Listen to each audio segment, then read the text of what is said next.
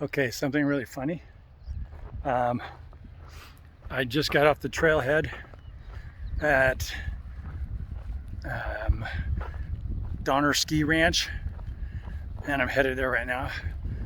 And a couple at the trailhead were so kind, they gave me a pink lady apple. I bit into this apple, and I'm telling you, that was the best tasting apple I think I have ever had.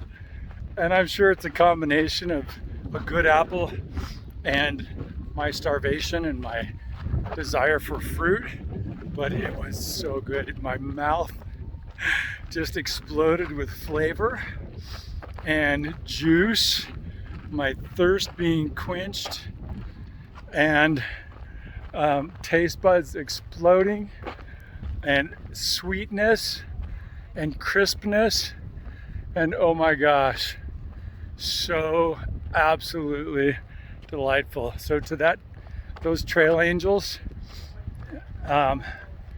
coming into the Donner Ski Ranch area, thank you so very much.